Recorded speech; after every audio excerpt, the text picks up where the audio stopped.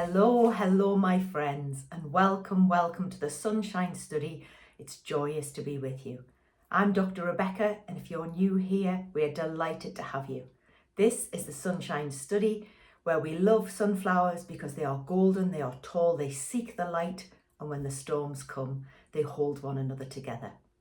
I'm the Lifejoy coach and author of 5 books to inspire your joy, your courage, and your wisdom. So today I thought we would do the top 10 questions in my Lifejoy philosophy that will help you change your life. Now they're questions, they're statements, they're to be used internally first and then maybe externally when it's wise. But this is the best I have to offer you of simple logic that's very powerful, that's full of grace, but also will take you further. So here's the first one. I don't know. That's a powerful sentence, isn't it? I don't know yet. I'm not sure. I'll think about that. I'll learn some more. It's all the same thing. So I wanted to start with a phrase that was grounded in humility, but also gave you time to think and to breathe. I love buying some time to just pause, reflect, and renew. So I don't know. Another version of this is I don't have an opinion on that. How many times do people throw out opinions and think they're facts? Remember that opinion is not always fact and feelings are not always fact. So I don't know yet. That's a very powerful way to start. Now, number 2, I love this one. Thank you for. Now, it's not just a vague general thank you. It's thank you with detail. So this is a very life-changing sentence. I worked out two New Years ago that I would be more specific in my appreciation. So that meant thank you for waiting for me. Thank you for ringing the bell twice. Thank you for helping me pack my bag. Thank you for sounding so cheerful on the phone. You see, I'm quite practiced now. I've done it a lot. So it wasn't just vague.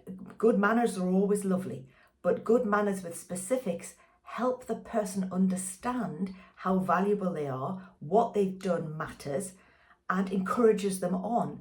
But it also gets us to look for the details where the tiny treasures are. So I'll often say, thank you for just moving out of the way a little bit so I could be more comfortable, especially to my husband. Or thank you for thinking of me with that extra drink. Thank you for putting out this. Thank you for helping me move the bin. Thank you for holding the dog, because the dog's crackers. But very, very specific really helps all of your relationships. Number 3, what can I do? Now that's a really powerful question. It's one of my quality questions in my Lifejoy model. And it's usually what can I do to make it a bit better?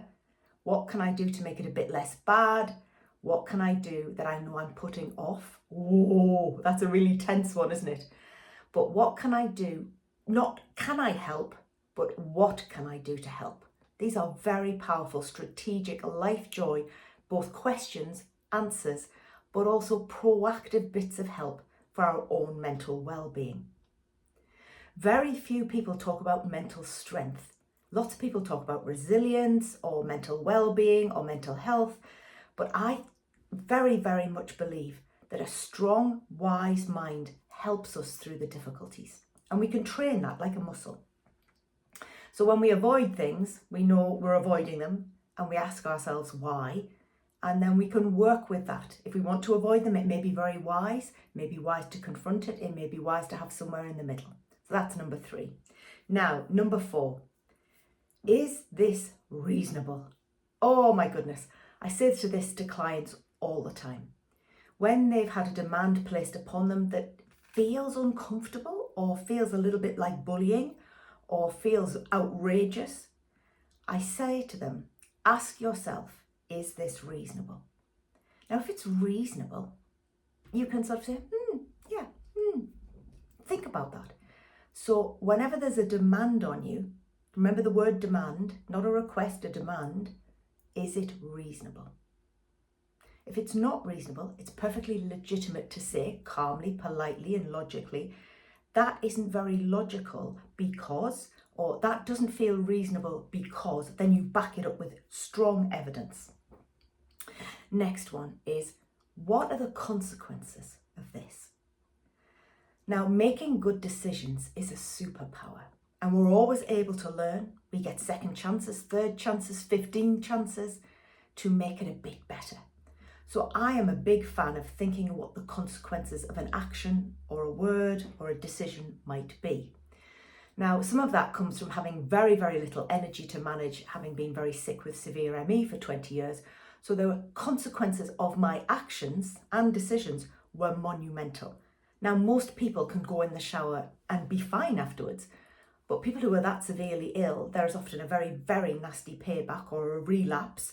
So you are always thinking about consequences of the use of your energy resources. So I'm now very trained in thinking, thank God for the improvement in my health, but fundamentally, what are the consequences of each decision? So consequences, think them through. It might be that you don't know the consequences, and that's perfectly logical. It might be you can guess 2 or 3, or even predict them from past experience.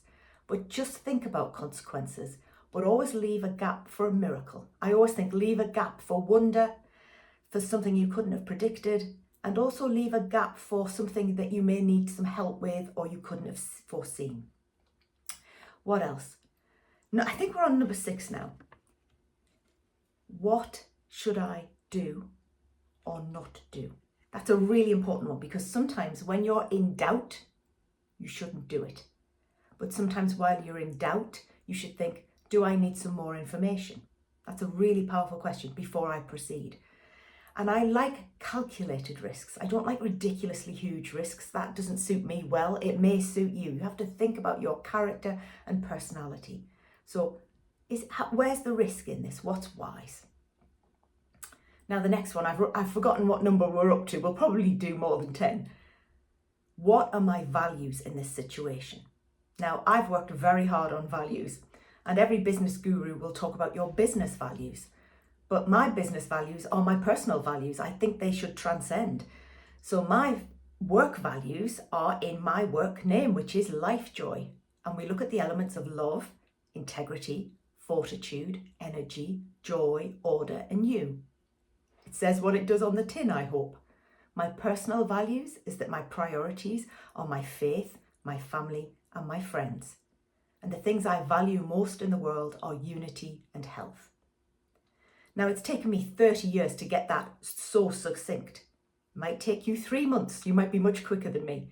But think about, what is my intention? And does that fit with my values? Now, sometimes type A personalities are often overworking, sometimes pleasing, sometimes perfectionist, sometimes very, very moral and doing wonderful things in the world too. So remember, is my intention for this to be perfect?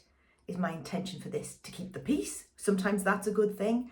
Is my intention to keep somebody happy or please them? But you see, I want to please people because I want to do something well for them.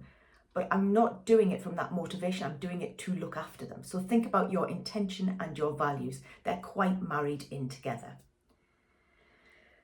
What's really going on here? That's a wonderful question. It leads to a question rather than a judgmental attitude. So I like to look at my perceptions of things with curiosity and interest. And when you do that, you are much more powerful. So if somebody says something unpleasant to you, let's just put it like that, or sarcastic, or nearly a backhanded compliment, or outright nasty, instead of feeling wounded, which obviously you will feel a bit, obviously, is you can think, this is interesting. If you think that, first of all, because something is going on here, something is driving that intention and motivation from that other person, and somehow you're the collateral damage, but there's a provocation going on somewhere. So that's interesting. If you look at it, what's going on here? That will suddenly make you the person who's observing it rather than just the person who's suffering it. And finally,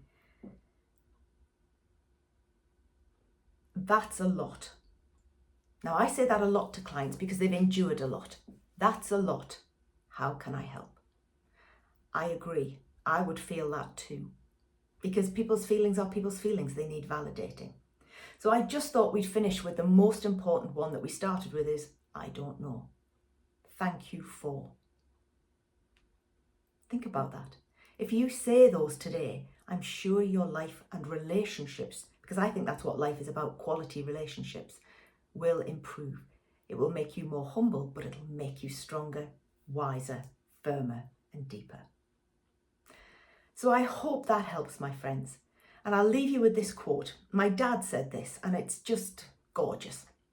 And remember, please, we need you to subscribe. We need you to like and comment. Please tell your friends. We appreciate it. Tell us what sentences, what questions, quality questions have made your life. Please let us know.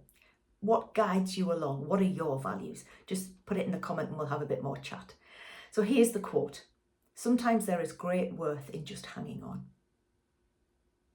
I love that because sometimes we think, oh, there's no point here. And sometimes if we just hang on a bit longer, it's a bit better. So remember, if you're 80% through and you feel like you're only 20% through, there might be great worth in hanging on because you might just pass at 85%. I hope that helps, my friends. Take care, God bless, be safe.